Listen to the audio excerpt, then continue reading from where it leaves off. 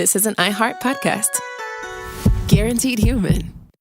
You're listening to a podcast, so you're doing something else too, like maybe scrolling home listings on Redfin, saving places you like without thinking you'll get them, because that's what house hunting has become. But Redfin isn't built for endless browsing. It's built to help you find and own a home. Redfin agents close twice as many deals as other agents, which means when you find a place you love, you've got a real shot at getting it.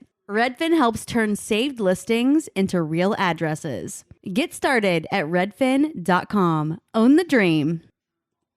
Support for the show comes from Public, the investing platform for those who take it seriously. On Public, you can build a multi-asset portfolio of stocks, bonds, options, crypto, and now generated assets, which allow you to turn any idea into an investable index with AI. It all starts with your prompt. From renewable energy companies with high free cash flow to semiconductor suppliers growing revenue over 20% year over year, you can literally type any prompt and put the AI to work. It screens thousands of stocks, builds a one-of-a-kind index, and lets you backtest it against the S&P 500. Then you can invest in a few clicks. Generated assets are like ETFs with infinite possibilities, completely customizable and based on your thesis, not someone else's. Go to public.com/podcast and earn an uncapped 1% bonus when you transfer your portfolio. That's public.com/podcast. Paid for by Public Investing. Brokerage services by Open to the Public Investing Inc. Member FINRA and SIPC. Advisory services by Public Advisors LLC, SEC registered advisor. Generated assets is an interactive analysis tool. Output is for informational purposes only and is not an investment recommendation or advice. Complete disclosures available at public.com/disclosures.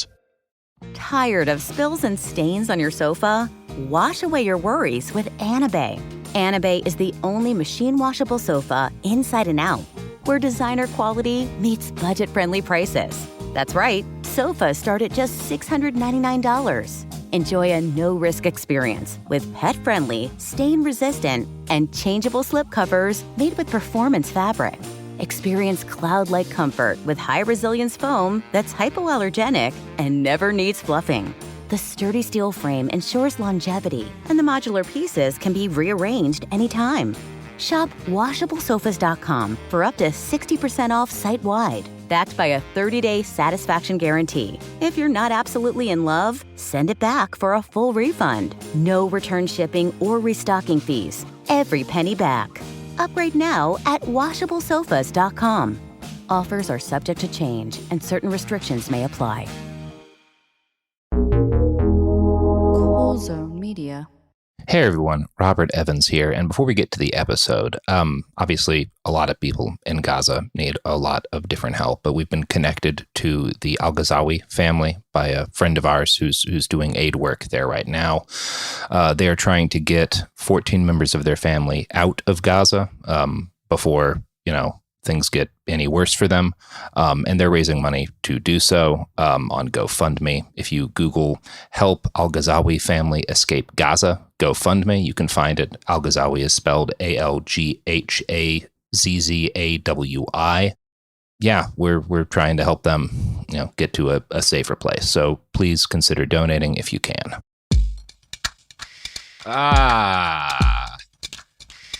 Boy, howdy. You know what I love more than anything is a nice, good piece of new Hitler news, For whatever reason, we don't get a lot of that anymore. Baffling as to why, but I just came across, the story's not new, but it's hit social media, the way these things apparently sometimes do when people realize there's engagement to be gotten.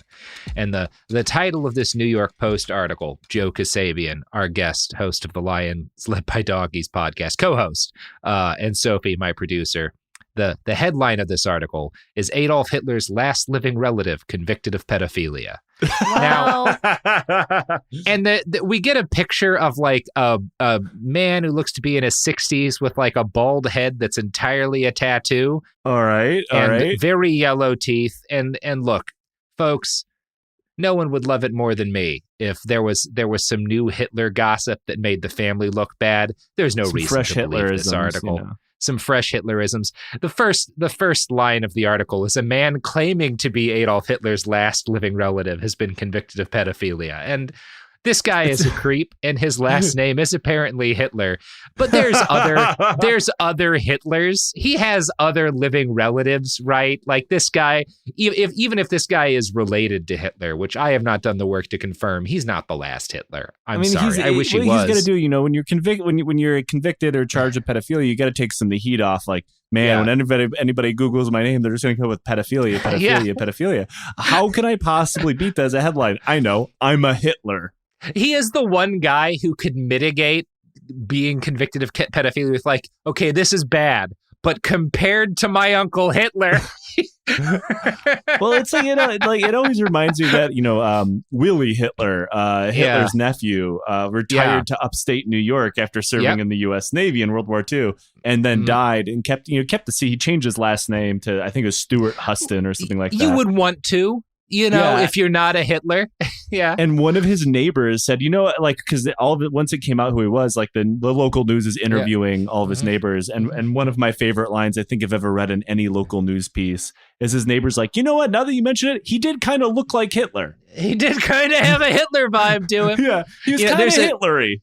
There's another story that's a bit more accurate than this, which is that all of Hitler's last living relatives agreed independently not to have kids. Not entirely true. There are a number of Hitler relatives who were like, probably shouldn't make any more of this. Probably had enough of the Hitlers. All the Hitlers gathering around in a circle, putting their hands in and say, back shots on 3.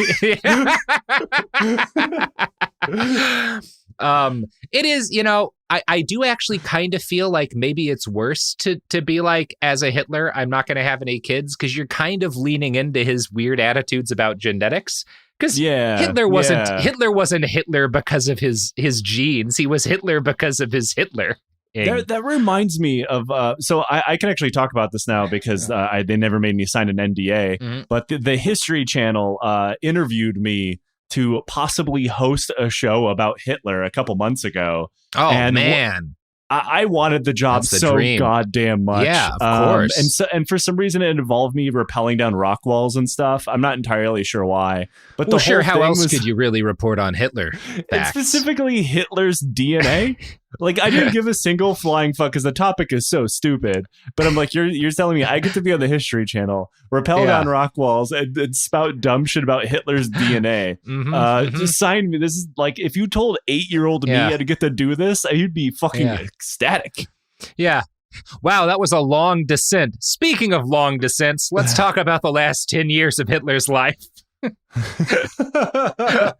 Yeah, there's good ways you could do that. You know, Joe, everybody loves talking Hitler. Not everybody loves talking Hitler, but enough people do that it's a pretty reliable source of content for a number of people, including this show. As for people who do a job like me and you, Hitler is a never-ending font of content. Yeah, he really has done the podcasters and History Channel documentary producers of the world a solid. Speaking of things people love to talk about, World War II. Now, I don't think it's controversial to say most people who have a favorite war, that war is World War II, right? And people love talking World War II for the same reason that Warhammer 40,000 is now the most profitable export in British history. It's got a little bit of everything, right? And if the experience you're looking for in a war is an almost Michael Scott-like story of executive incompetence leading to disaster and unbelievable awkwardness, well, the big dub-dub-dose has that one in spades, brother. And this brings me back to the story of Joseph Stalin and his buddies, which now includes Lavrenti Beria as an integral member, and at this point, pretty experienced ethnic cleanser, right? He's good at deportations. He's done a lot of practice, that, right? Yeah, he's up there, right? Top 10% of deporters in the world at this moment, right? Almost unquestionably. And, you know, 1941, prior to Operation Barbarossa, everybody in Stalin's inner circle, almost everybody, we'll talk about Molotov in a second, but most of the people in Stalin's inner circle, including Stalin, know some kind of conflict is coming with the Nazis, right? Stalin, though, and again, when people say that, and that's accurate, they often mean that to be like everyone knew that a war like World War II was for Russia was coming, and they did not, right? Stalin would not have made a lot of the choices he made if he felt like the World War II that Russia got was right in the offing, right? Yeah, he'd probably be a little bit less purgy. A little less purgy, a little more have some kind of effective defenses set up for the Wehrmacht, a little less keep his entire Air Force grounded so it gets blown up on the tarmacs, couple of things he might have done. Kills so many pilots they can't even fucking fly effectively. Some changes would have been made, right? And when I say that, like, Stalin doesn't know the war that's coming is coming, it's part of what I'm saying is because Stalin is certain a conflict's coming, but he thinks they've got years before anything happens, right? He thinks we've got enough time to rebuild the Red Army from the purges, and not just to do that, but when the USSR moves west to take Eastern Poland, to take all these like Baltic states, right? Stalin has his troops disassemble the fortifications on their western border, right? Because he wants to move those up, right? He doesn't want there to not be fortifications, but he's like, well, we'll take these apart and we'll rebuild a defensive line closer to the new border, right, with the West, which has moved forward a lot. But there's like an awkward period in between taking apart the fortifications that had existed and getting the new ones up. And they're not going to have that new set of fortifications up by July of 1941, when the Nazis unleash Operation Barbarossa, which is still the largest military operation in the history of mankind. Hopefully always will be. Always going to put an asterisk next to that. Yeah. Always going to put an asterisk next to a statement like that. Yeah. You don't want to tempt anybody into beating the Guinness Book of World Records like the Executioner. You got to close it off. God, I would love to see the Guinness Book of World Records entry for that, though. Just based on the Executioner one. Yeah. While Stalin is convinced that there's going to be a fight, and Hitler's obviously got one planned, there's this awkward interstitial period in late 1940 where Molotov, as the USSR's foreign policy guy and as the dumbest guy who's close to Stalin, I don't know if that's generally agreed by historians. My read, having read a couple books about these guys, Molotov was kind of the dipshit of the crew, right? He doesn't seem like the sharpest sickle of the hammer, He's not the best of them, right? And Molotov is kind of notably the guy who is most convinced that, like, we actually might be able to ally with the Nazis to fight the British. He has kind of a fantasy that this might be possible. And he has this fantasy because Joachim von Ribbentrop, who's his opposite, I mean, again, it's the Molotov-Ribbentrop Pact, right? People are aware of this. Yeah. Joachim von Ribbentrop, his opposite number in Germany, has kind of like incepted this idea that, like, oh, you know what? I know our bosses don't get along, but like, I feel like Hitler might let the USSR in the tripartite pact. You could be member number 4. You could be on a team with heavy hitters like Italy. Come on, Italy, Notable military mastermind Benito Mussolini. You know who always pulls their weight in 20th century war? The Italians. Guys, don't worry. They can't possibly switch sides on us again. It is very funny. Italy is like the case study of a country, this amazing period of like utter military dominance, and then just never gets their shit together again for 1,000 years. I'm being a little unfair to a couple of the city-states, but it's for the purposes of comedy. I don't think anyone really thinks there was ever a serious possibility of like the USSR and the Nazis allying against the British in a realistic way, right? But Molotov thinks it might be possible for a while. Now, again, he's not fully convinced of this. And Ribbentrop, it's kind of a back and forth with trying to like keep Molotov on board with the idea. And Ribbentrop, who's also a little bit of a dipshit, nearly has a panic attack because like Molotov is in Berlin. They're talking all this through, and the British launch an air raid. And, Ribbentrop is like, don't worry, Molotov, the Brits are already beat. And in a rare moment of lucidity, Molotov asks, well, then who is dropping the bombs on us? If you've got the British on the ropes, who is bombing your capital?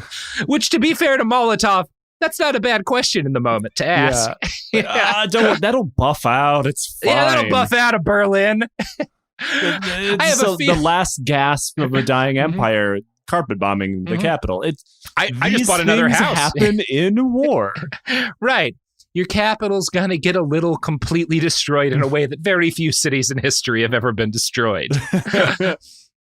But hey, come the 60s, it's going to look great. It's great for real estate prices. Ask Rotterdam. Yeah, Rotterdam's going to eventually be doing very well. So this does not deal directly with Beria, but I found a passage in Sheila Fitzpatrick's book On Stalin's Team that I enjoyed too much not to share. Molotov had a meeting with Hitler, too, and observed with interest that he was trying to do propaganda on him. Evidently, he was very one-sided, an extreme nationalist, a chauvinist who was blinded by his ideas, which is not a bad description of Hitler. I just find Hitler's doing propaganda on me. Imagine that from Hitler. You think this guy's trying to propaganda me? I don't know. He seems like such an honest customer every other time. Propaganda from a Hitler? No. So Beria's actual role in this period, pretty obvious. As the USSR spy master, he is responsible for ferrying reams of information to Stalin that make it very clear the Germans are about to invade.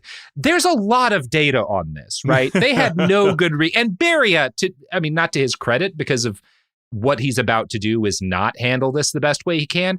But Beria has plenty of info to be like, well, yeah, obviously they're about to fucking invade, right? Like they have 3 million men massed on the border. This is not the hardest thing to figure out. They're just camping. You know how the Germans love fresh air. Yeah, we love tents. We love the ground. It's very nice. My German accent, terrible.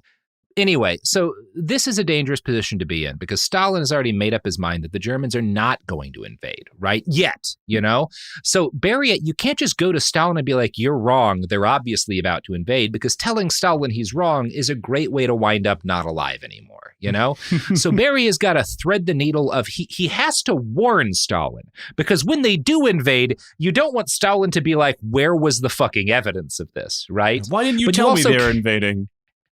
You also have to set it up in a way that you're not saying I told you so, because he'll just kill you, right? Like this is a tough to be fair to Beria, that's a hard position to be in, And there's no shortage of guys waiting in line to be the one that finally gets to kill Beria. Like, please let him fuck up.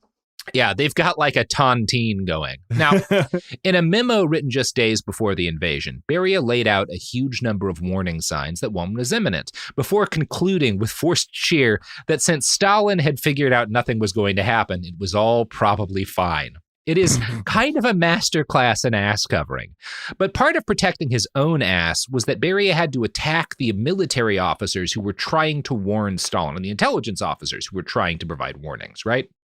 And in his book, Sangster writes, quote, Beria also knew the facts and was worried about an attack in the Caucasus oil fields. It amounted to a curious problem because such was the fear of Stalin that no one wanted to disagree with him or even suggest he was wrong or upset him. Beria went so far as to accuse the head of military intelligence of being a liar, even though his own information backed those observations. Now, I think the funniest, maybe saddest example of how deranged things get is that, obviously, Germany had a lot of communists before the Nazis win. A lot of those communists just kind of sink back into the woodwork, the ones who are not prominent enough that they're going to get purged, or at least not going to spend too long in a camp, right? A lot of guys get put in what are called wild concentration camps for a while, and they have a bad time, but they eventually get out. And a decent number of these guys get drafted into the Wehrmacht later, right?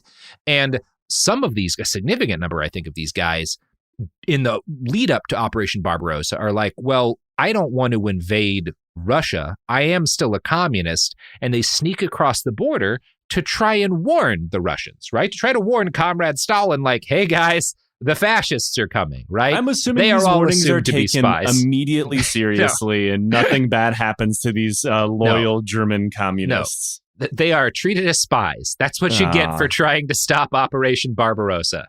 Damn. On June 22nd, 1941, some 3 million Germans, complete with a lot of tanks and trucks, but even more horses, cross the Soviet border and start committing war crimes like there was a shortage at the war crime store, which is just a TJ Maxx. In the first few days, the Wehrmacht encountered minimal resistance, and Soviet losses were nightmarishly, high enough, basically pretty much any other country in the history of the world would have collapsed from the kind of casualties the Soviets are taking in these early days of Barbarossa, right? They are losing the entire modern day active duty strength of the U.S. Army in some of these engagements in terms of captured, right, primarily. The only time you ever read about casualty numbers quite like this is reading about I don't know, any war involving China. Right. Yeah, the war over the Heavenly Kingdom, the Hong Kong or Taipei Rebellion, which is Taiping like 100 years Heavenly before Kingdom, this point. which we also did a the Taiping series Heavenly about. Kingdom. Right. Thanks for that layup, Robert. Yeah, these are unthinkable. Like, again, the entire U.S. would collapse if we had losses like this. It's impossible to really comprehend. What casualties did we suffer today? Oh, the entire population of Cleveland. Yeah, we lost a Portland out there. Sorry, guys. Most of San Francisco just got captured. So Beria had given out orders, kind of because, again, the Wehrmacht, not the Wehrmacht, but the Luftwaffe is doing like some cross-border air reconnaissance and stuff in the days leading up to this, right? And on the day of the attack, right, obviously planes are heading in a lot of areas ahead of the ground troops. They're doing attacks, they're bombing airfields. And because it's unclear initially, is this an invasion? Is there some sort of fuck up? I mean, it's pretty clear to people who are not blinkered by, not wanting to anger Stalin what's happening. But Beria, acting on Stalin's orders that Soviet troops not fire on these planes that have crossed into Soviet airspace because, like, Stalin doesn't want to provoke a fight, right? Right. Little late on the draw there, Jay Stahl. Maybe they're just lost. Yeah, maybe they're just lost and bombing our airfields mistakenly. Maybe they think they're their own airfields and they just need to get rid of some planes. It happens. After his fall and execution, Beria was denounced as a traitor in Soviet history books for this. But this is not really fair. This is the only time I'll say this. That's not really fair to Beria, as Sangster points out. Beria had in fact warned Stalin on June 12th, writing that in a few instances they, the German aircraft, had penetrated 60 miles or more in the direction of military installations and large troop concentrations. Stalin appeared paralyzed and decided not to blink in case it provoked the Germans. Really bad call. I think we can all agree here.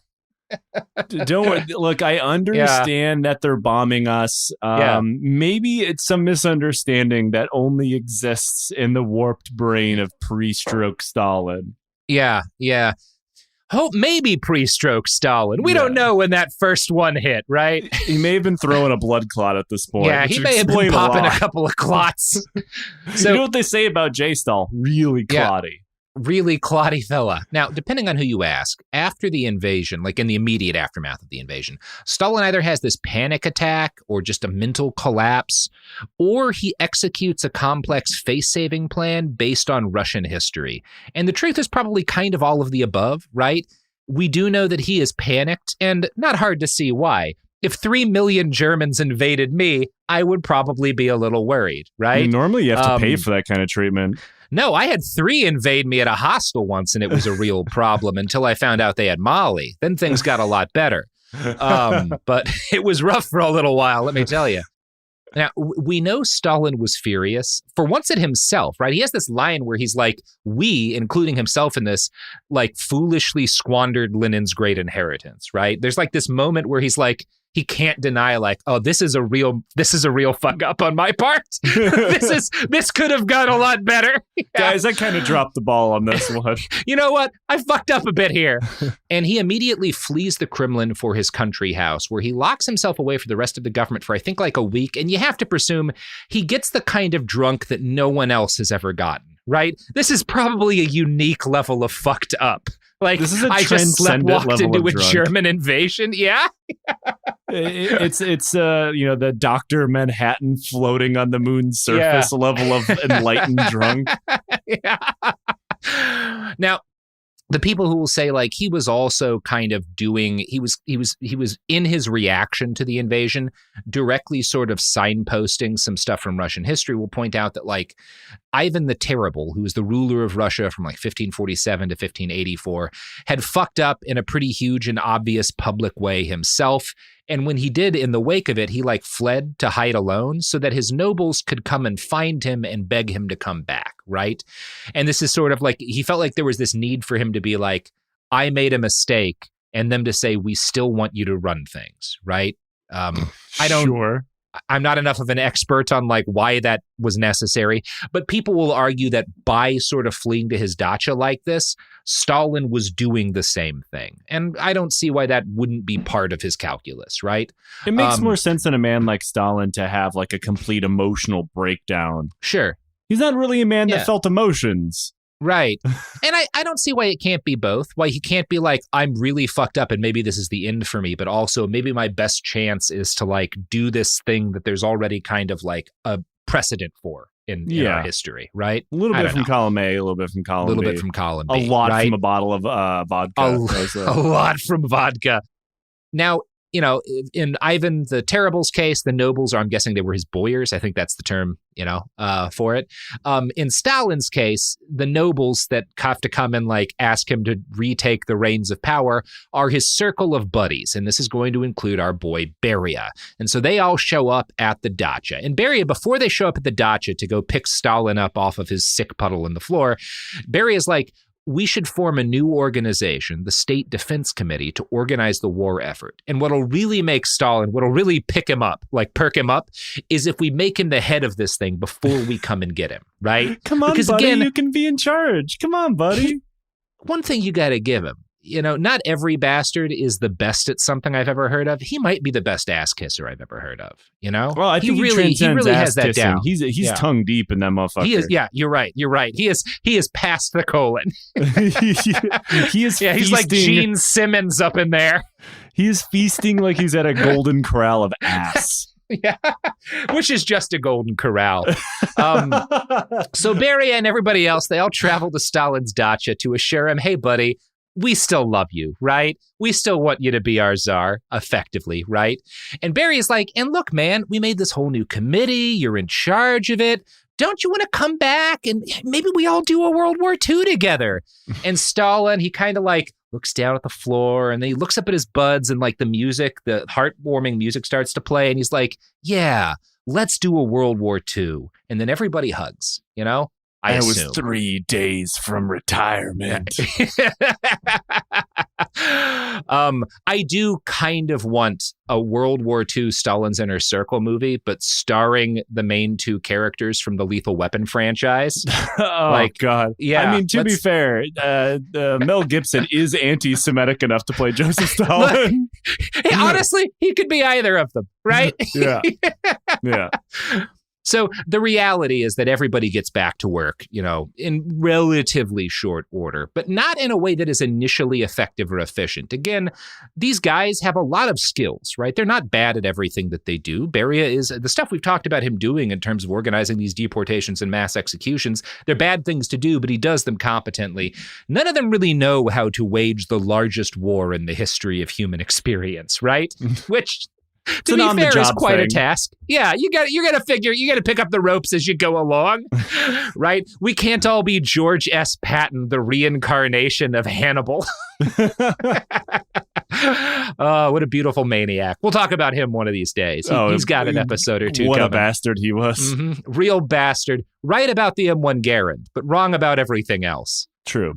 So Stalin's first instinct, because things are going very badly for the USSR, is to try and sue for peace. He has a lot of territory, and he's like, if Hitler just wants land, I'll give him some fucking land. Can we work this out, right? I've got a lot of Russia I can afford to burn, You want some Baltics? Take them. You want the Baltics? You want some Ukraine? Take it. I didn't even want it. Zhukov visits shortly after the invasion, being one of the few guys who's in the military and competent that's left alive. And he meets with Beria and Stalin. And it's, again, any report you have from inside the inner circle in this period is imperfect. I trust Zhukov more than most of these guys. Not that he doesn't have some face saving to do, but I trust him more than most of them. And he claims that when he meets with these guys, they are both like in panic mode and convinced that victory is impossible, right? The doomsaying, Beria and Stalin are both so like black-pilled on their chances that at one point Zhukov has to ask, Comrade Stalin, do I have permission to do my job? Right? You are clearly panicking too much to handle anything right now. Can I go do a war? Right? Silence descends upon the room after this. And just a few months later, this would have ended with Zhukov shot in a ditch, right? But Beria, all that happens in this case is Beria just kind of gives this limp warning that like, well, the opinion of the party is important, the party being Stalin. And Zhukov's like, I don't give a fuck about that right now, man. Like, do you want to win this fucker or not? It's like, we're either fighting, there's not going to be a party in a fucking 3 weeks. Right. Yeah. So, obviously, this is not a military history podcast. There's plenty of places where you can go to read about how the situation in the East gets turned around. Well, it's not the East to Stalin. It's largely the West, but you know what I'm saying. While millions upon millions of people are dying fighting the Nazis, life gets a lot better for Beria. World War II is really good for him because of all of the people close to Stalin, he's one of the guys who's kind of most useful in this situation, right? Because he's a logistics guy, And prior to the outbreak of war, the security agencies had already been fairly centralized. And once the war really kicks, everything gets centralized within the NKVD, which makes him unequivocally the most powerful security chief in the history of almost any country. There's not a whole lot of competition. Yeah, and there's even elements during World War II where the NKVD has its own military formations, and Beria patently refuses to allow the Red Army to command them, and he has the power to do so. He sure does, and he's not going to be great at that part. But what he is good at, he is kind of one of the guys who's in charge of this very famous effort to basically disassemble all of these Soviet heavy factories that are producing war material and move them east, right? So that they can get reset up. And he's because he's so good at logistics, he's one of the guys who's organizing this in a big way, right? And he's, from at least what I've read, seems to have been competent in this kind of stuff. He does a lot of, in addition to running security, because a lot of what the NKVD armed units are doing is ensuring that supplies get places, right? Because obviously you need soldiers doing that to some extent. And I don't think he's incompetent at this. Now, in addition to all of the practical shit that he's doing, Beria finds time to get up to some hideously evil bullshit as well. The Volga region. Of course he does. This is our boy Beria we're talking about here. He's not going to shelve his hobbies during a whole war. No. He's surrounded by death. This is what he was built for. Yeah, this is what he was built for, just like our audience was built to be advertised to. So take out your credit card, marry it to me.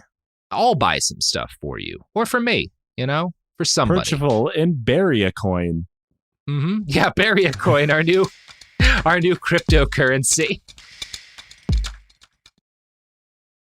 Support for the show comes from Public, the investing platform for those who take it seriously. On Public, you can build a multi-asset portfolio of stocks, bonds, options, crypto, and now generated assets, which allow you to turn any idea into an investable index with AI. It all starts with your prompt. From renewable energy companies with high free cash flow to semiconductor suppliers growing revenue over 20% year over year, you can literally type any prompt and put the AI to work. It screens thousands of stocks, builds a one-of-a-kind index, and lets you backtest it against the S&P 500. Then you can invest in a few clicks. Generated assets are like ETFs with infinite possibilities, completely customizable and based on your thesis, not someone else's. Go to public.com/podcast and earn an uncapped 1% bonus when you transfer your portfolio. That's public.com/podcast. Paid for by Public Investing. Brokerage services by Open to the Public Investing Inc. Member FINRA and SIPC. Advisory services by Public Advisors LLC. SEC registered advisor. Generated assets is an interactive analysis tool. Output is for informational purposes only and is not an investment recommendation or advice. Complete disclosures available at public.com/disclosures.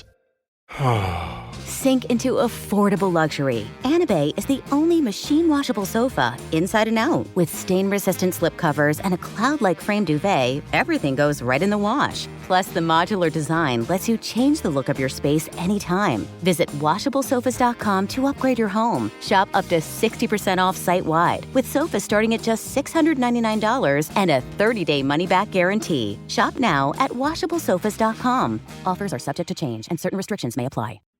Let's talk about modern home shopping. It's sort of become a fun side hobby, right? Scrolling listings at night, dreaming about kitchens you've never seen, or backyards you haven't even stepped foot in, all from the comfort of pretty much anywhere.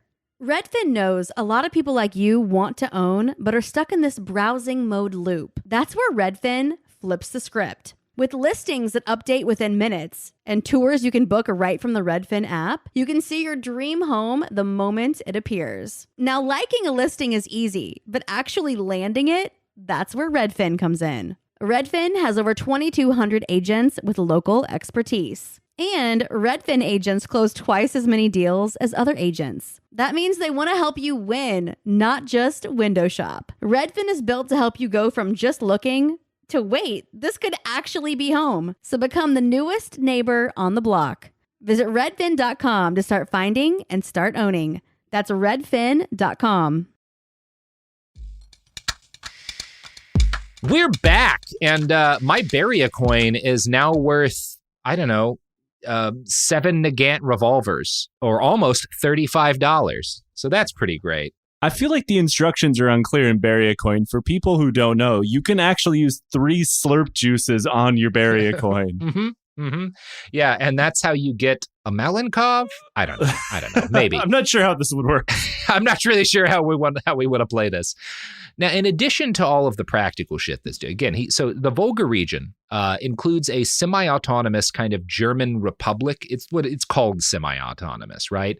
This is a part of the USSR, but it's not a part of the USSR that Stalin trusts prior to the war. And because these people are like ethnically German, that's not a good time to be an ethnic German in the Soviet Union, right? Probably don't need to explain why. Beria has NKVD men dress up as German paratroopers and land in towns in this area to test the loyalty of German ethnicity citizens. Their reaction, which I think is like the normal reaction of civilians to soldiers swarming your area, which is like, please don't kill me, I'll do whatever, right? It's the way most people act in this situation. Yeah, their reaction was used as a pretext to abolish this quote-unquote autonomous republic and forcibly ship hundreds of thousands of Volga Germans east, mostly to Siberia or Kazakhstan. This is going to prove to be, again, there's this other frenzy of deportations that hadn't really ended from like the wave we talked about last episode, but millions more people are deported because they're considered traitors by dint of their ancestry. And of course, these brutal actions forcing these people, thousands and thousands of folks die, right? Amy Knight writes this about that period of deportations. Beria's matter-of-fact reports, of course, reveal nothing of the human suffering that was wrought by this mini-Holocaust. Tens of thousands, including women, children, and old people, perished while they were being transported like cattle in overcrowded railway cars without water or food. In the process of shipping the Chechens and Ingush, the NKVD had decided that it can make do with fewer railway cars by crowding 45 instead of 40 persons into each carriage. A perfectly reasonable decision, he observed, since almost half the contingent were children. He added that they had also been compelled to do without sanitation facilities, and consequently an epidemic of typhus had broken out. One of those who survived the trip later described it. In cattle cars filled to overflowing without light or water, we traveled for almost a month to our destination. Typhus was having a heyday. There was no medicine. During the short stops at lonely, uninhabited stations, we buried our dead near the train in snow that was black from engine soot. It was forbidden, with punishment of death, to go more than 5 meters from the train. Many more died of famine and disease once they had reached their destination. So not good. Yeah, bad stuff, you'd say. And in terms of how Beria feels about this human catastrophe that he's overseeing, we have his constant notes to Stalin, suggesting that he should be awarded for the stunning successes he'd experienced in doing ethnic cleansings. The war years were indeed good for Beria, but he had a constant annoyance.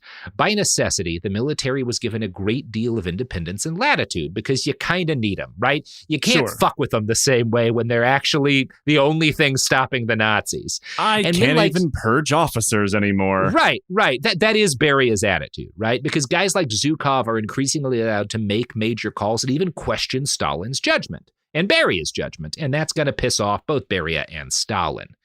Beria does continuously through the war try to force his way into making military command decisions, and this is something he's always bad at. In October of 1941, Soviet pilots spotted German troops advancing on Moscow. Beria took the photographs and hid them, telling everyone they were warmongering and trying to cause a panic.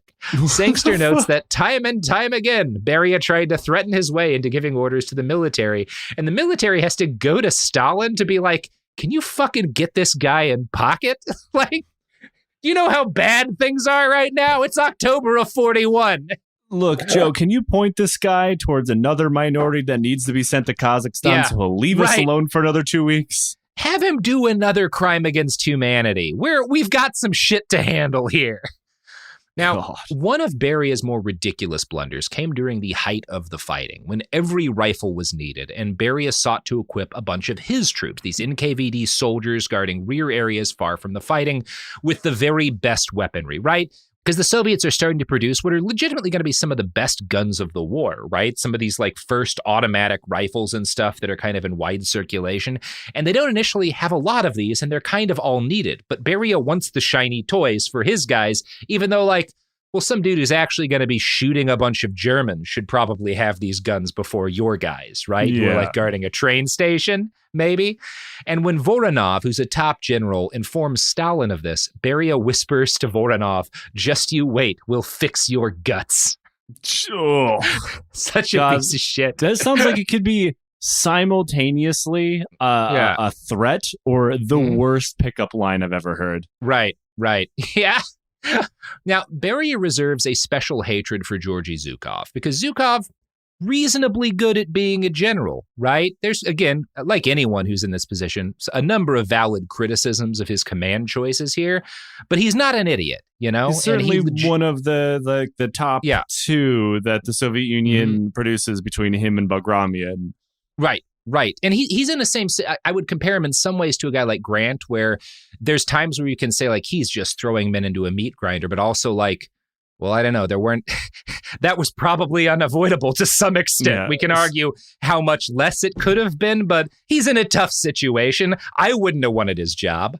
Like sometimes a meat grinder is your only choice. Like we did a series on the Battle of Kursk a while ago, and there's just like, oh no, this is like a solid battle plan as long as one of the checklists is like we can lose a lot more people than you can, which is a legitimate military strategy. It's just like, it looks really bad on paper later on.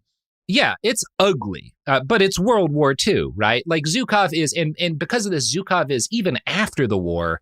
He's not totally impervious. Like he takes some hits after the war, right? But even after the war, he can't be purged in the same way other guys can because he's fucking Zhukov, right? You know? And kind of Beria untouchable. Hates this, right? This scares the shit out of Stalin, and Beria is kind of just jealous beyond words at the guy.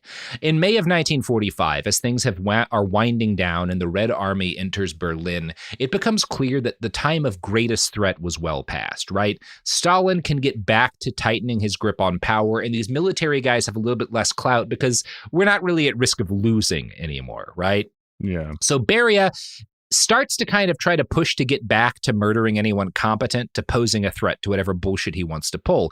And as a result of this, Zhukov winds up in both Stalin and Beria's sights. And I'm going to quote from Amy Knight here. Beria managed to get his deputy, Ivan Serov, appointed Zhukov's assistant, serving as chief of the civilian administration in the Soviet zone of Germany. Henceforth, reports began to trickle back to Stalin about Zhukov, that he was boasting about his victories, and even that he was planning a military conspiracy against Stalin. Beria's men also did all they could to keep important information hidden from Zhukov.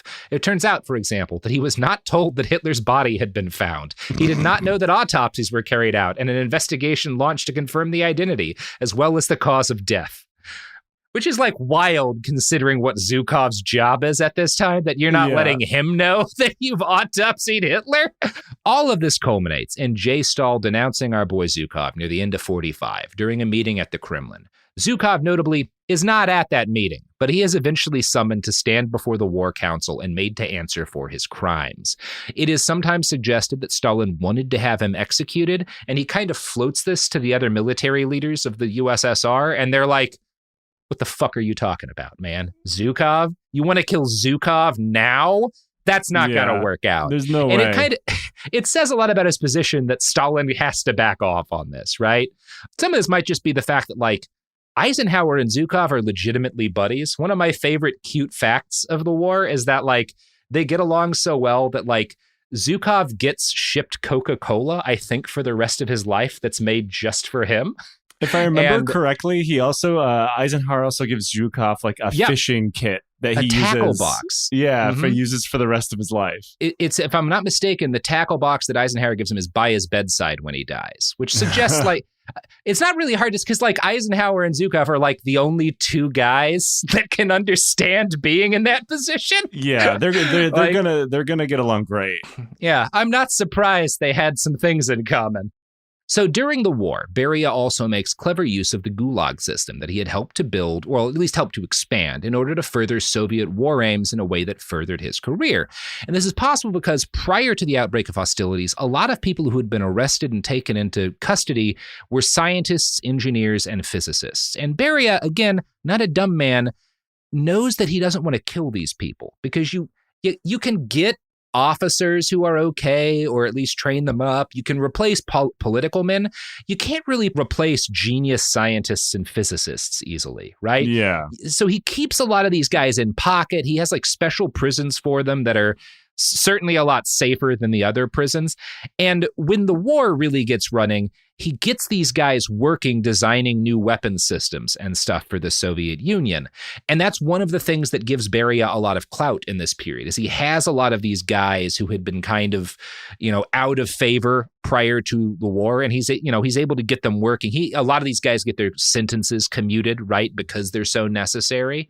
And this is going to really play into what happens next, because Beria's direct involvement in the production of war materiel is evidence of not just his general cunning, but his understanding that his position is based on continually putting himself directly in front of Comrade Stalin's eyes at all times. Whatever Stalin is focused on, Stalin's focused on the war. I need to be making shit for the war, or at least I need to be facilitating the making of shit for the war, right? Because that's the way to maintain my position. After the war, I don't know if you're aware of this, Joe, it ends in the Pacific with the U.S. dropping a couple of nuclear bombs, right? I think I've heard of it, yeah. Kind of a big deal, the fact that we do this. And when we drop these bombs, there's a strong argument to be made that the primary reason we do drop them is to make a big show of force to the Soviet Union, right? This is heavily debatable. I certainly don't. Some people will make the claim that is not supported, that like, oh, Japan was right about to surrender without it. Like, no, they were like trying to float this thing whereby the emperor would stay the emperor and they'd get to handle their war criminals on their own. Not really the same. Yeah, they were not agreeing to unconditional surrender, which was I believe since Yalta was the main and only acceptance they're taking. Yes. There's not many layers to the atomic bombing. Right. None of this is saying the atomic bombing is a forgivable crime. I'm not saying that. Yeah. But there is, especially when you look into, Operation Downfall, which would have been the mainland invasion of Japan, which would have been significantly worse and also still included nuclear weapons. Right. Almost things could have been at some point catastrophically worse. But all of that can be true, and also true that we dropped those bombs in large part because we wanted to make a point to the Russians, right? Yeah. All those things can be true at the same time. Right.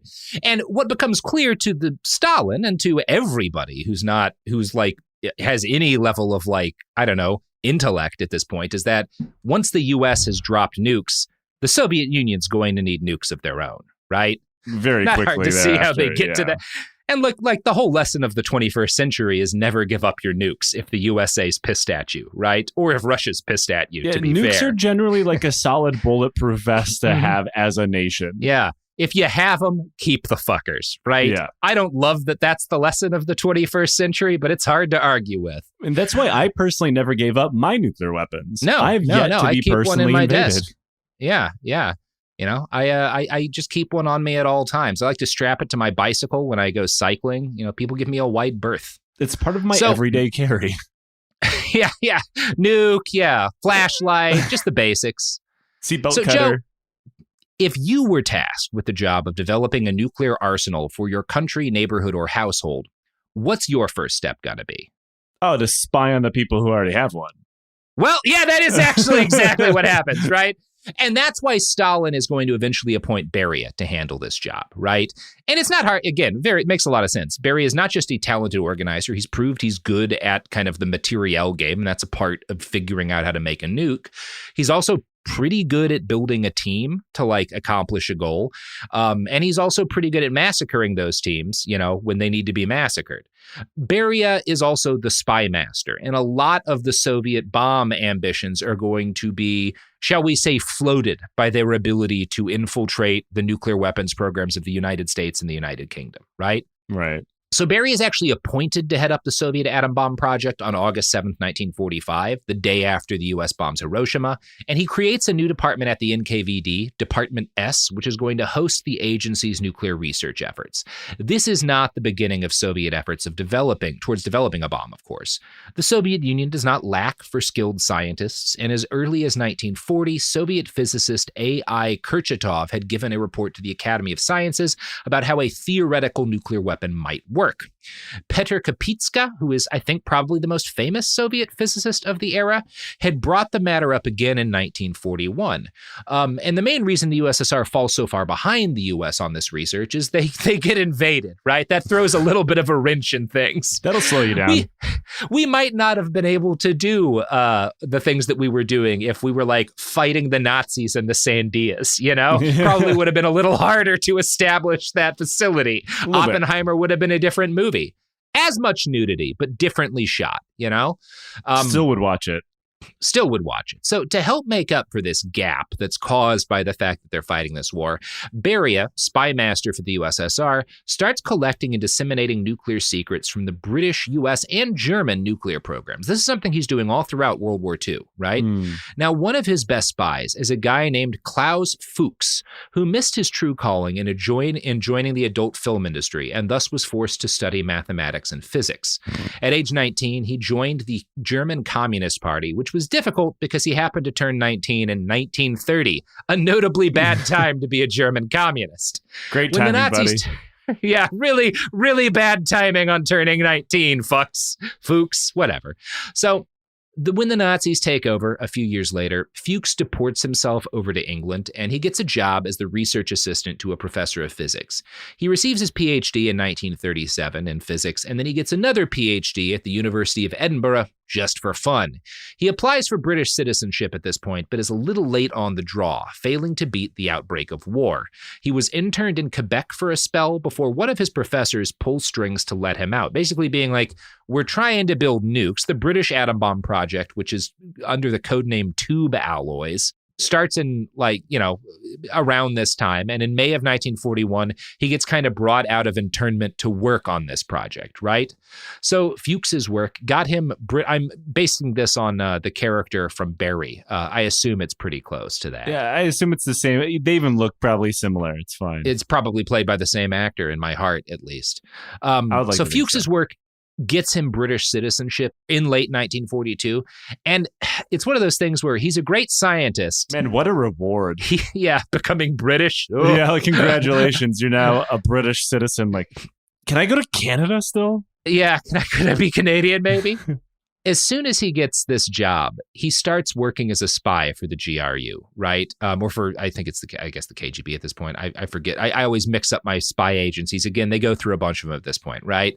But he's handing Soviet spies classified information about British nuclear ambitions, right? Kind of through the whole war period. And he's really good at this, right? He's good enough at this that not only does no one notice that he's spying on the British nuclear weapons program for the Soviet Union, but he gets transferred to Los Alamos to help the Americans with their much cooler atom bomb project. There he calculates the yield. I think he's the first guy to calculate the yield of an atomic blast in like a precise manner. And he studies implosion methods. He's one of the people who's there to see the Trinity test in person. And he continues spying during this whole period of time, which he sees as his duty to the cause of global communism. As Russia's spy master, or at least one of them, Beria oversaw the project of using Fuchs and several other spies who were close to the project. I found an article published by Columbia University's Atomic Heritage Foundation that notes, Fuchs also passed detailed information about the hydrogen bomb to the Soviet Union. Some experts estimate that Fuchs's intelligence enabled the Soviets to develop and test their own atomic bomb 1 to 2 years earlier than otherwise expected. And there's a little debate about this. I think the U.S. is kind of saying at the end of World War II, the Soviets will probably have their own bomb by 1953, somewhere around there. Obviously, they beat that by several years. I think 48 is when they do it. Mm-hmm. And it's pretty widely agreed. It's because they have a lot of really good intel from their spies, right? That this definitely moves up the time frame. And if I remember correctly, with the first Soviet nuke was effectively a copy of, like, one-for-one copy of the American one. Yeah, in a lot of ways it is. I'm not enough of an expert on nukes to lay into that, but it's widely agreed that all of the spying that Beria is managing moves forward the time frame on this significantly, right? It's possible maybe Stalin doesn't live to see a Soviet nuke without the spying program, right? I don't know how likely that is, but it's possible. And when it comes to the morality of doing this, it's kind of something I can't really fault them for, right? Like, I don't like not. nukes. I think it's bad that either Trump or Putin right now could end all civilization on a whim.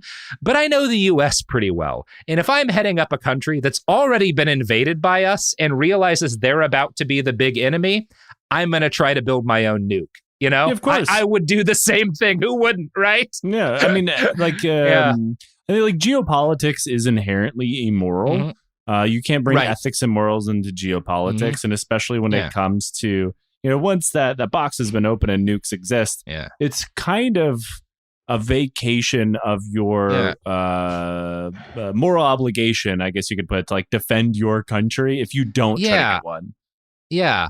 And it is, I think, like, we can look at this these nuclear programs as like Schrodinger's greatest crime against humanity, where like, right.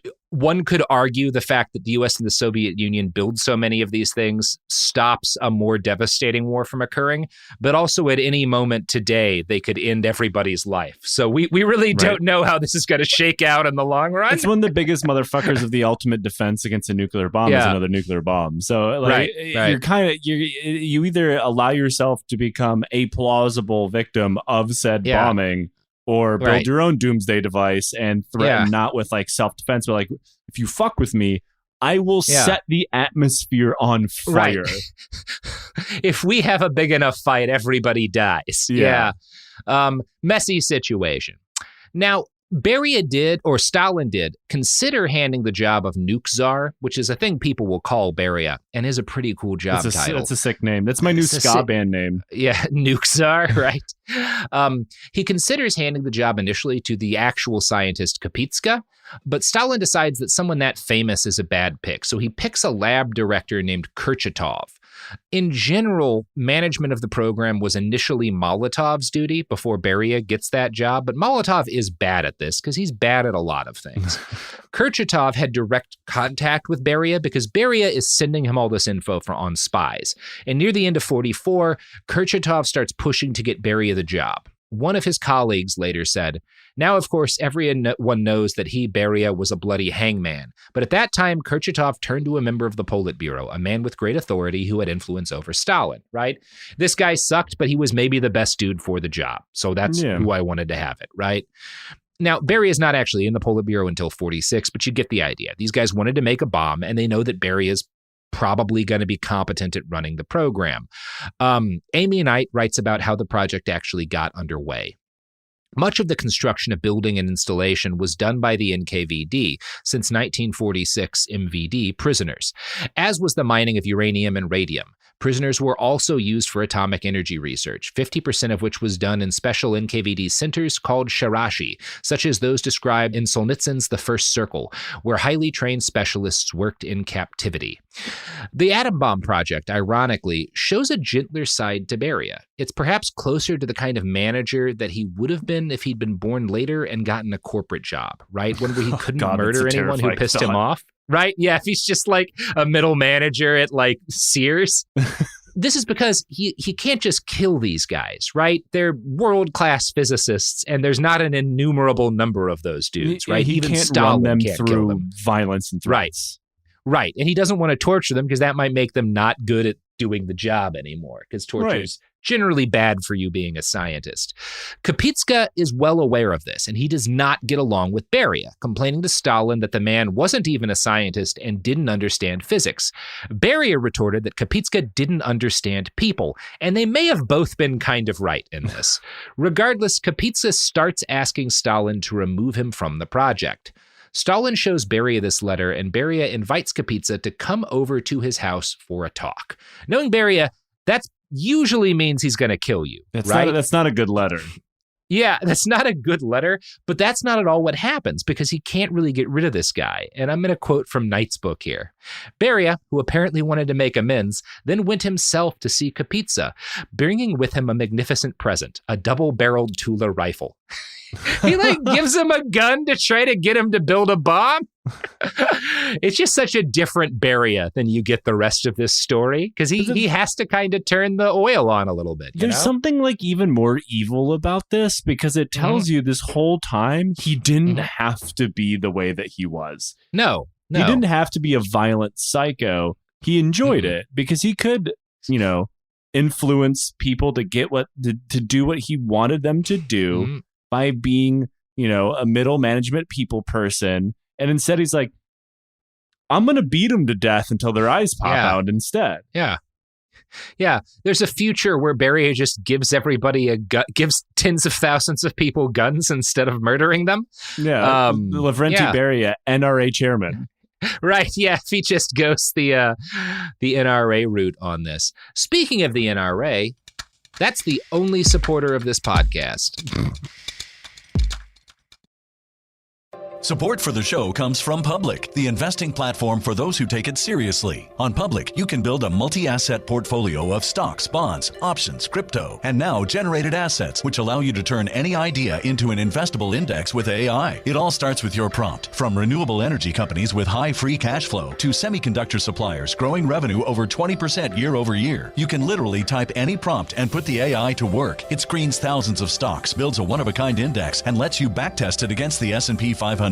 Then you can invest in a few clicks. Generated assets are like ETFs with infinite possibilities, completely customizable and based on your thesis, not someone else's. Go to public.com/podcast and earn an uncapped 1% bonus when you transfer your portfolio. That's public.com/podcast. Paid for by Public Investing. Brokerage services by Open to the Public Investing Inc. Member FINRA and SIPC. Advisory services by Public Advisors LLC, SEC registered advisor. Generated assets is an interactive analysis tool. Output is for informational purposes only and is not an investment recommendation or advice. Complete disclosures available at public.com/disclosures.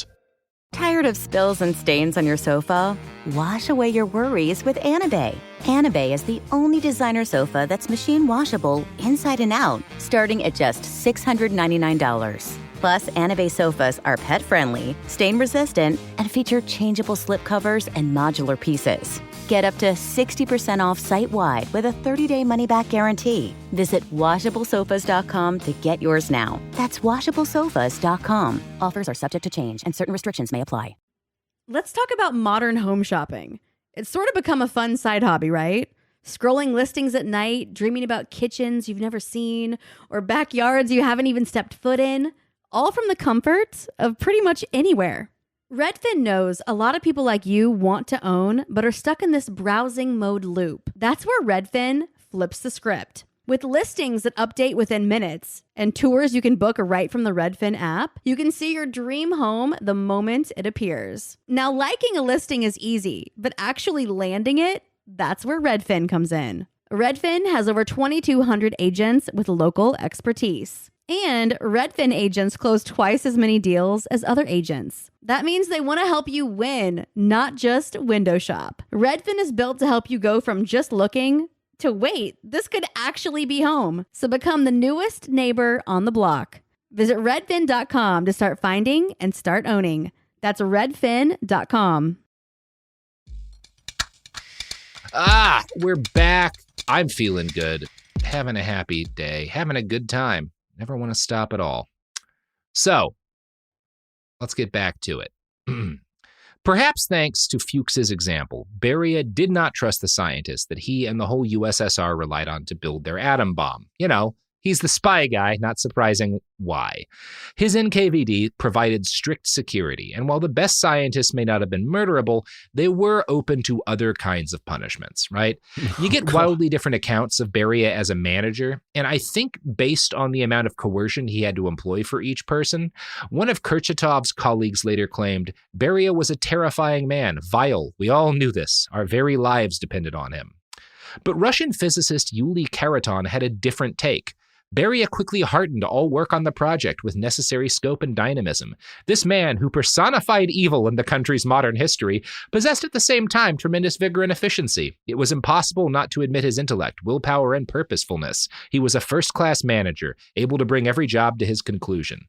And I can't tell you who's closer to right. Perhaps it's just a matter of opinion, based on what your job was. I mean, honestly, from everything that we've heard, it sounds like the second guy is probably true. Yeah.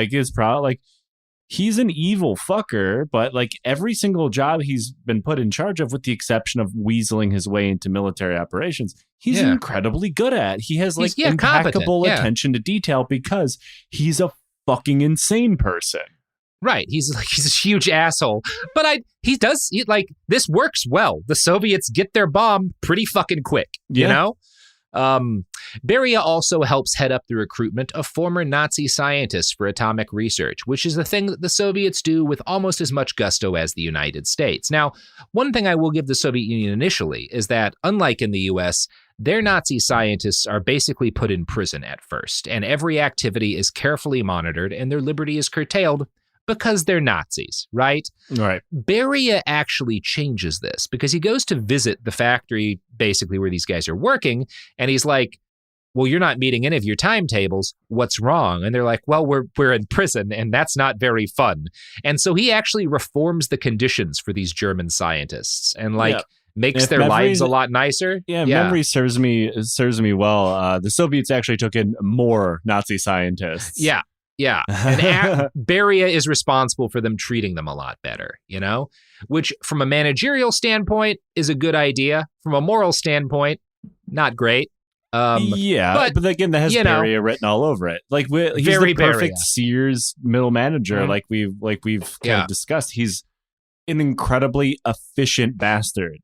One of the most efficient, honestly. Yeah. Yeah. Very efficient. And obviously the right decision from a making a nuke faster point of view, right? Beria is present both for the start of the first Soviet atomic reactor on December 25th, 1946, and the detonation of their first atom bomb on August 29th, 1949. There is a fun coda to that story. After the successful blast, he kissed Kurchatov and said, in essence, thank God this worked. I would have had to kill somebody otherwise. But after that... God forbid I'll have to go back to the old me. Yeah, I don't want to have to go back to the old me. But then after this moment of elation, he starts to panic again because he's like, oh my God, what if this didn't look like the American blast, right? Is my mushroom cloud normal? Did I have a good mushroom cloud, Daddy? Yeah. And he has to call one of his spies who'd been at the Los Alamos tests to confirm that their nuke blast was normal. It's beautiful, Beria. You've got a really good mushroom cloud. Yeah, nobody wants to get in the mushroom cloud measuring competition. Nobody wants to hear about the bigger mushroom cloud that they got to experience a few years before your mushroom cloud. Stalin's gonna love it, man. He's gonna really like it. Don't feel bad, Beria. Don't worry, Lavrenti. It's what's more important is width, not length. See, and I talk about this a lot, Joe. I think it's really my primary moral issue with the Oppenheimer movie is that it provides this really unrealistic expectation for how a mushroom cloud should look. And I think a lot of secret policemen and dictators out there working on their own nukes are going to feel like my nuke isn't good enough if it doesn't look like the Oppenheimer nuke. And that's just, it's fucked up, It's the same as having Channing Tatum's beautiful abs out on display for everybody to look at. It sets an unreasonable standard, It's not fair.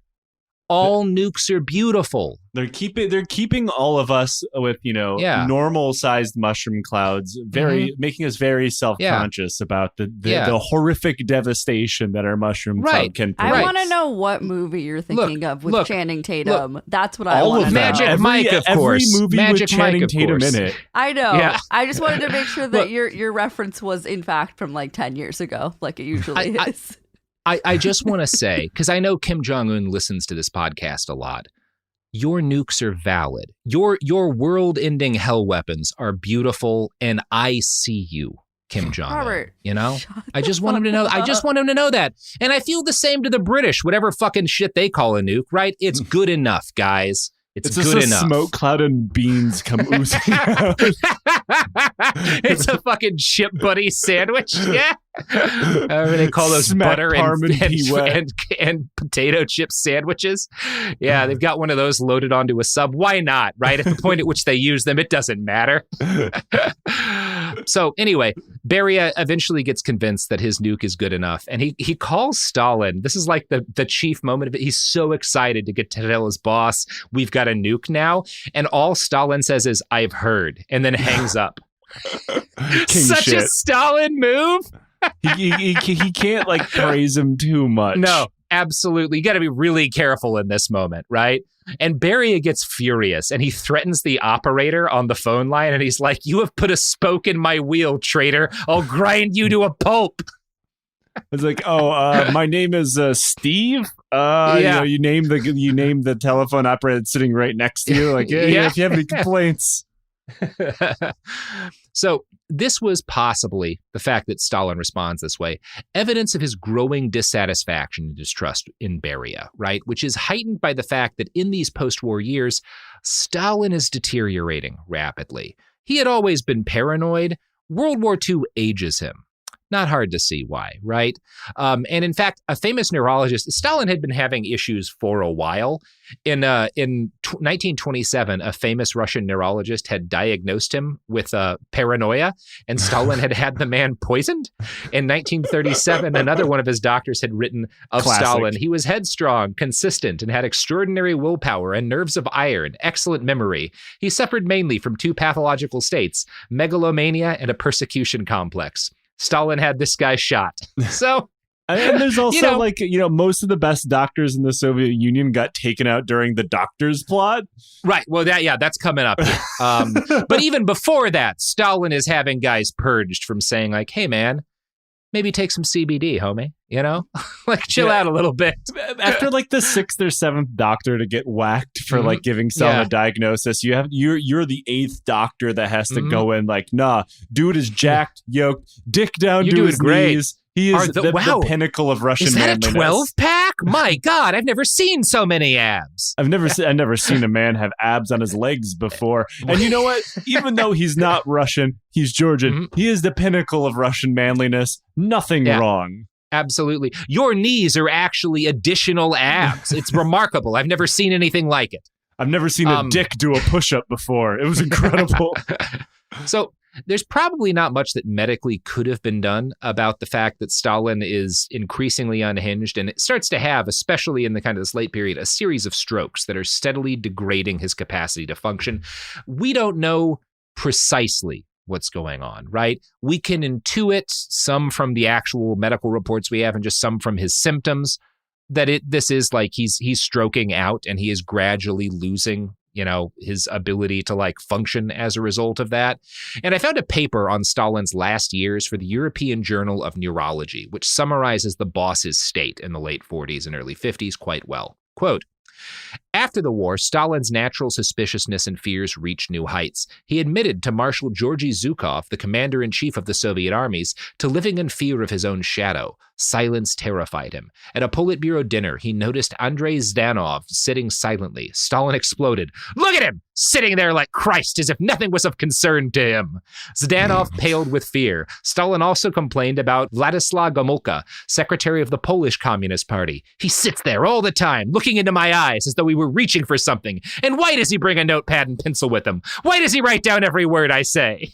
He's just losing his mind. And he was starting to stroke out when he started just demanding people put their own tomatoes in the pockets and then act surprised because he couldn't do it anymore. Yeah, he doesn't have the dexterity. In 1951, in front of Politburo members Anastas Mikoyan and Nikita Khrushchev, whom he did not appear to notice, Stalin exclaimed, I'm finished. I trust no one, not even myself. One of the more lucid things he says in this period. He probably shouldn't have.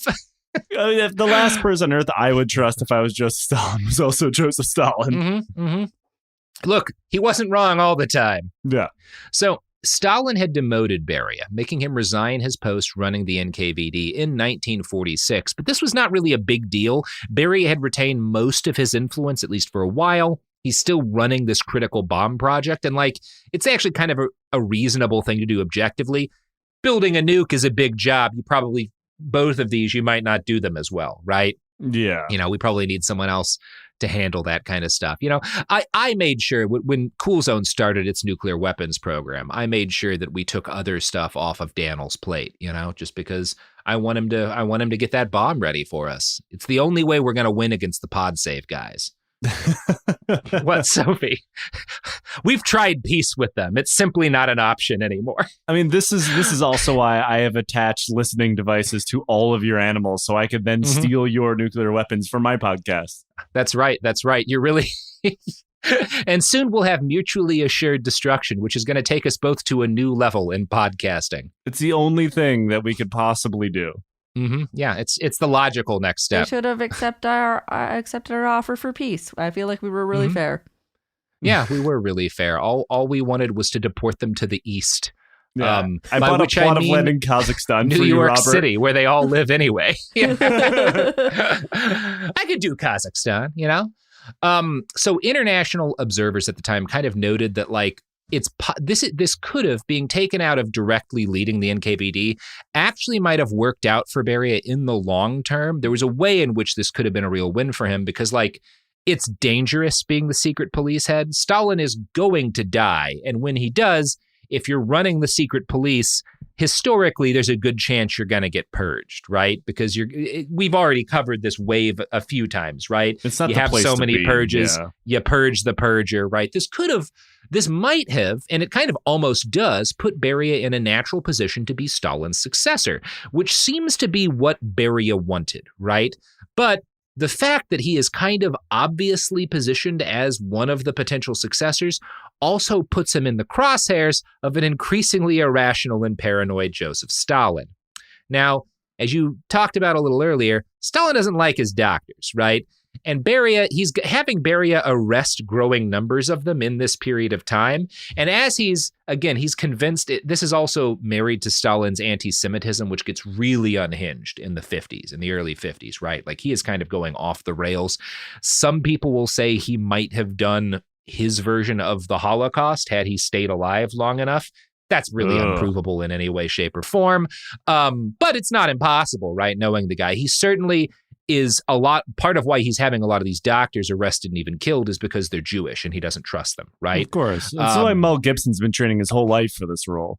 Right. Again, he would be a good pick for Stalin. Yeah. Now, because he distrusts his doctors and has had Beria arresting so many of these guys, Stalin starts taking health advice from a less than trustworthy source, primarily one of his bodyguards who had previously been trained as a veterinarian. Now, oh, fuck yeah. We're getting like the Soviet version of Goop. Yeah, he is. I love this guy. This fucking vet who's coming in like, well, I know how to fucking remove a shit from a horse's impacted colon. Yeah, I can probably handle your hypertension. And the treatment he gives Stalin for hypertension is boiled water with iodine. I don't think that's what you want to do for your hypertension. Comrade Stalin, you must put jade egg up your man pussy. This is, by the way, there's a new show on The Regime. Really pretty I'm watching good. it. It's Kate incredible. Winslet, I think. It's really solid. I think it's mostly, there's a little Stalin. It's mostly seems to be based on Ceausescu. Yeah. But you get a little Hitler, you get a little Stalin. You get a little bit of Trump, obviously, in there too. It's good though. It's actually like really, I think, pretty smart. And the obviously Kate Winslet is really good at it, and also the male lead I think is very good. I didn't like him in the first episode, but I've liked him a lot. I just binge watched the whole thing yesterday. I'm still just like 3 episodes in, but I'm a big fan so far. Anyway, I say this because it's kind of covering a dictator in the same sort of period that Stalin is in, right? When they're starting to lose their mind and fall for all this bullshit health stuff, right? In 1948, Stalin has Molotov's wife, who is Jewish, arrested for treason. That same year, he demotes Beria. And this is really what hits Beria, right? The 1946 one, generally seen as like not actually a loss for Beria. He actually starts to carve away a lot of his power after 48. He is convinced of a Jewish conspiracy that involves a lot of these doctors in Moscow. And he has his security services take action against them. And I'm going to quote from an article by Mark Safransky, published by ASU's Center for Strategic Communication. Most of the unfortunate doctors who were arrested by the KGB and lavishly tortured had conspicuously Jewish names. They were accused of planning to kill Comrade Stalin and having killed Zdanov, and this was all too reminiscent of the Kirov case that launched the Great Terror. And again, because like Zdanov dies, there's this, belief that he had been killed by this like Jewish plot. That's part of the evidence that people will say that like, if Stalin had lived longer, things could have gotten real fucking ugly, right? Because this mirrors the situation that leads us to the Great Terror, right? Now, the doctor's plot and this kind of obsession with this Jewish conspiracy that Stalin believes, this is not the only paranoid fantasy panic that he has in his ailing years. And the one that's going to hit Beria the hardest is the Mingrelian affair. Now, this hasn't been a big part of the story because Beria doesn't identify super strongly as a Mingrelian nationalist, right? Right. But we talked about this. This is that like kind of ethnic minority within Georgia that Beria is a part of, right? Around the kind of last period of his life, Stalin cooks up this theory about a Mingrelian nationalist ring that is urging a separate ethno-state with the backing of, quote, Western imperialists, which, like, obviously the U.S. has plenty of plots to try to, like, take out the Soviet Union during this period. I don't think this is one of them. I've never come into any evidence that we're trying to establish a Mingrelian state in Georgia. As they say, as Mingrelia goes, so goes the Soviet Union. Yeah. I think if you had brought this up to any of the guys running the U.S., they would have been like, Ming what now? Ming the Merciless? Like, is that in fucking Mongolia or something? What are you talking about? Yeah, what are you talking about? Well, you're saying it's in Georgia? There's a Mingrelian grill in Atlanta? That fucking whips. Yeah. Let's go. Oh, shit. Yeah, let's take a ride. So Stalin launches a brutal purge of the Georgian Communist Party, targeting Mingrelian members to be arrested and shot. And because these guys are Mingrelian and Beria is the kind of guy he is, a lot of these are his proteges, right? Like Stalin is kind of, and I don't know that Stalin really believes this is happening. I think it's likelier he is trying to get rid of Beria's support base. And this is a convenient way to do that, right? Now, if you know Lavrenti, again, his identity isn't huge to him, but this really like does damage again to kind of like a lot of the people that he's going to rely on once Stalin is out to help him take power. On the night of February 28, 1953, Stalin holds his normal dinner party at his dacha. As usual, it lasted until almost dawn. While Stalin is usually not a heavy drinker, he'll have a little bit of watered down wine, he'll water down some vodka, you know, and he'll get kind of buzzed. He's usually pretty buzzed. He doesn't get hammered. He likes everyone else to get hammered because then he's in control, right? Because he's Stalin, you know? Yeah. But this night, it's noted at least, and again, everyone who was there, none of them are reliable narrators, but also medically, it makes sense that this would have happened. The people who were there say he got fucking hammered that night, right? And that would have, because he is a guy with untreated hypertension, getting drunk when you have untreated hypertension will raise your blood pressure, right? I mean, getting drunk raises your blood pressure. And if you have untreated hypertension, that can cause a stroke, which is what happens, probably. Stalin has a stroke and a fatal intracranial hemorrhage. This is essentially where the movie The Death of Stalin begins, right? I'm going to guess a lot of people have seen that. And again, the specifics, it doesn't really get a lot of them right. But I think if you watch the movie, the broad strokes of it are close enough for like what most people would actually need to know about how this functioned, right? Beria, as is depicted in the movie, like everyone else, probably thrilled to see his boss struck down because he had very clearly been on the chopping block, right? He was on his way out one horrible way. It's not like Beria was going to get retired to his dacha or something. He was getting the millimeter-based pension plan. Right. Now, it probably would have been a Makarov, right? 9x18, just judging by the time period is my guess. So there's no obvious successor, and Stalin's inner circle jockeyed for position around him. Khrushchev and Beria are the most capable plotters of the group, and the two initially work together to push out Malenkov.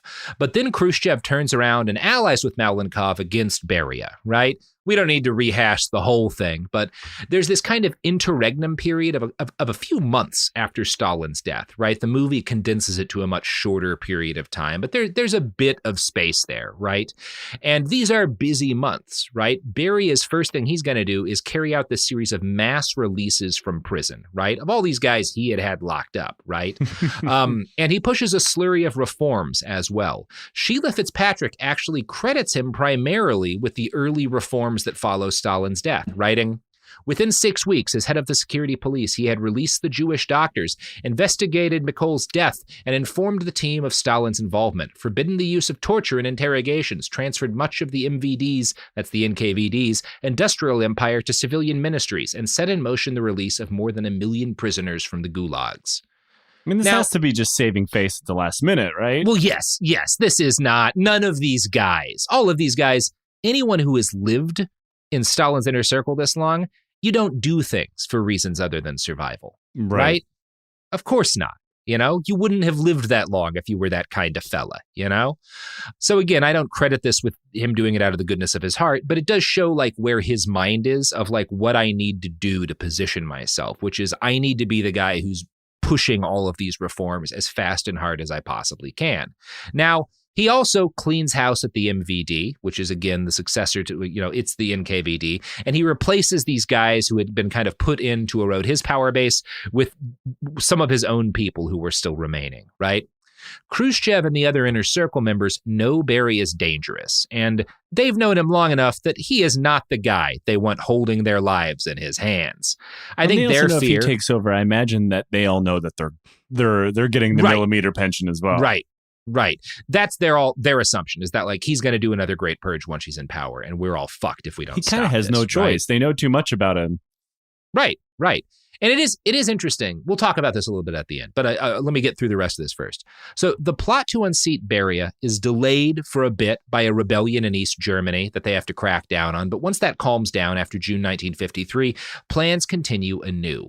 And this is where Zhukov comes back into it. It's Zhukov and one of his men, General Kirill Moskalenko. Since Beria's got this iron grip on the police, right? The military is the only group of guys with guns who you can trust to take him down. So the plotters, again, this is kind of organized around Khrushchev and Malenkov, gather 10 officers to their banner, and in a June 26th meeting at the Presidium, ambush Beria at the start of what is supposed to be a Politburo meeting. Here's how writer Cheryl Rofer describes what happens next. Beria, as usual, arrived just before the meeting was to start. Malenkov changed the agenda to focus specifically on Beria's activities. This was a complete surprise to Beria. Malenkov laid out Beria's misdeeds and alleged that Beria had been seeking to displace the collective leadership and to foment discord among Presidium members. He then proposed a number of possible remedies, all of which included removing Beria from the posts he held. He invited the other members of the Presidium to join in enumerating Beria's mistakes, which they did. This put them on record as supporting Beria's removal. As Malenkov summed up the accusations, he pressed the button to alert the military, who marched into the room. He then declared that Beria is so cunning and so dangerous that only the devil knows what he might do now. I therefore propose that we arrest him immediately. Moskalenko brought out their guns and arrested and searched Beria. So again, one of the big differences, it's not Zhukov who's there with all the guns showing up in the room to it's this other guy who's working with Zhukov. I think probably just because Zhukov doesn't know that it's going to work and is a little bit too canny a survivor to want to put his own neck on the line right there. Right. I know which one I like to envision as Oscar Isaac storming in there with an AK. It's much better in the movie, right? Yeah. And everyone's great in that movie. I mean, he owns it though. He is having such a good time, right? I would never have fucking called, oh God, what's his name? The guy who plays Khrushchev. Steve Buscemi. Yeah, I would never have called Steve Buscemi as Khrushchev, but he is an excellent Khrushchev. Oh, it's great. He's really, yeah. And the guy they got from Molotov, I don't even know what his name is, but he was really good too. Everybody's great in that movie. Beria is not killed on the spot, as he is in the movie, but he is arrested and tried on December 10th. He is executed on December 23rd. Now, the common view, and the one put forward in Death of Stalin, was that he was the most frightening and evil of the Politburo members, right? And even his fellow members felt that they had to take action against him. There's a strong argument to be made that the main thing they feared from Beria was that he was a reformer. And this gets into, again, some unprovable stuff, but you have to remember, Beria is a guy who believes primarily in his own power. He is not ideologically committed to communism like a lot of these other guys are. He's certainly not nearly as much as a guy like Molotov was, right? And he is open for a lot more reform than other members of the Politburo. And this is the argument that Amy Knight makes. Quote, the changes he advocated were so bold and far-reaching that, while greeted with relief by the public, they alarmed his colleagues. Ironically, it was Khrushchev, acclaimed later as a courageous de-Stalinizer, who was chiefly responsible for putting a halt to Beria's reforms by leading the plot against him. As this biography suggests, Beria's program aimed at undermining the Stalinist system and therefore might have led to its demise. Khrushchev's policies, while reformist, in fact perpetuated Stalinism. Though Khrushchev eliminated the role of police terror, many would argue the system remained essentially totalitarian. And obviously, that's a deeply debatable point.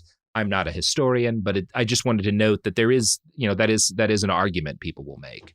I think you could very easily make the argument that it would have been a lot worse if Beria had wound up in charge of the USSR too. I think both things can, like we've said multiple times, both things can 100% be true because there's a very good chance that there could have been reforms.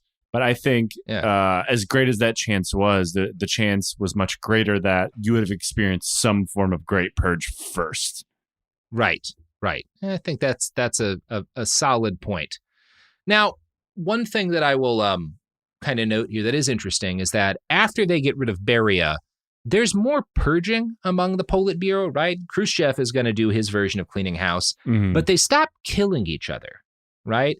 It's almost as if there's this kind of attitude after Beria's gone that like anybody who's lived up to this point, I may have to get them out of power. I may have to like, push them into a country house or something, but like, I don't want to kill any of these guys. Like we're all the only ones who made it. I don't want to like murder these other guys anymore. Let's stop. And they do, right? Khrushchev doesn't massacre all of his, former Politburo colleagues. And when Khrushchev gets forced out, he's allowed to live, Right. I wonder, honestly, I'm just curious if Beria would have taken the same turn. Because maybe he would have seen the point of all the because again, he's a practical, efficient person. Right. Unfortunately, practicality and efficiency devoid of humanity equals just the banality of pure terror and evil, which is what he was. So like, it's curious to wonder if he's like, oh, we don't really need to do that anymore. So I don't really care. I mean, that's to say nothing of what he was doing in his own personal time. But right. Yeah, we'll never know. I think it is possible that like he's more or less, he's not all that different from Khrushchev in terms of like kind of ratcheting down the massacres and stuff. Maybe. No way to know. That's certainly not the argument that Knight makes. He seems like to me as a guy that saw violence as just a means to an end. There was no personality or like we said, there's no ideology attached to it. He's like, well, killing people is the most the quickest way to complete my goal. And until it isn't, it's not the most efficient way to do it anymore. So I don't need to do it anymore. Yeah, possibly. Anyway, Joe, that is the Lavrenti Beria story. Hopefully this is helpful, when you become the secret police chief of a country governing roughly 1/5 of the world's landmass. We all have to have dreams. I'm glad that I now have some research material. Yeah. Hopefully I'll get that other half or 1/5 of the world's landmass, and then we can really start making some nukes. We can make some form of pact, non-aggression ones. Right. Those always end well. Anyway, I'm going to go hang out with my friend who's helping me organize this plan. He's really quiet, but very organized. I think things are going to go great with him. Seems like a good guy to have in this situation. Where's tiny glasses? Georgian accent. Where's real smallest glasses you've ever seen in your life? Anyway, we're done. Goodbye. Well, actually, not goodbye. Joe, you got any pluggables to plug? I'm the host of the Lions Led by Donkeys podcast. We talk about military history, disasters, horrible things, kind of similar to this. And we've talked about a lot of topics that are vaguely connected to Beria and the Soviet Union during World War II, like the Battle of Kursk, the Battle of Stalingrad, the Winter War, things like that. I also write military science fiction, and you can find my newest series, The Undying Legion, wherever it is you cop your books at. Yeah, check that stuff out. And, I don't know. Don't deport people if you can avoid it.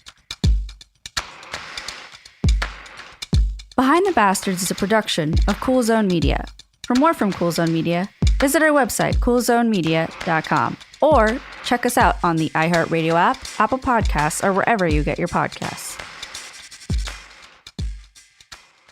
Time for a sofa upgrade? Introducing Anabe Sofas, where designer style meets budget-friendly prices. Anabe brings you the ultimate in furniture innovation with a modular design that allows you to rearrange your space effortlessly. Perfect for both small and large spaces, Anabe is the only machine-washable sofa inside and out. Say goodbye to stains and messes with liquid and stain-resistant fabrics that make cleaning easy. Liquid simply slide right off. Designed for custom comfort, our high-resilience foam lets you choose between a sink-in feel or a supportive memory foam blend. Plus, our pet-friendly, stain-resistant fabrics ensure your sofa stays beautiful for years. Don't compromise quality for price. Visit WashableSofas.com to upgrade your living space today. Sofas start at just $699 with no risk returns and a 30-day money-back guarantee. Get up to 60% off, plus free shipping and free returns. Shop now at WashableSofas.com. Offers are subject to change and certain restrictions may apply. A BetterHelp ad. We get it. February is full of flowers, candy, and, of course, lots of talk about relationships. It can feel like everyone else has it all together in their love lives. But the truth is, we're all still figuring it out. Whether you're working on your marriage, navigating the dating apps, or prioritizing staying single, no matter where you are, you're right on time. Therapy can help you find your way and take some of the pressure off yourself so you can determine what you want, what feels heavy, and how you can feel lighter. Just a little bit of outside perspective from a professional can lead to new understanding and a lot of progress. So the next time you're feeling iffy about your love life, try therapy with BetterHelp and see where it takes you. And remember, you're right on time. Visit BetterHelp.com for 10% off. That's BetterHelp.com. Well, the holidays have come and gone once again, but if you've forgotten to get that special someone in your life a gift, well, Mint Mobile is extending their holiday offer of half off unlimited wireless. So here's the idea. You get it now, you call it an early present for next year. What do you have to lose? Give it a try at mintmobile.com/switch.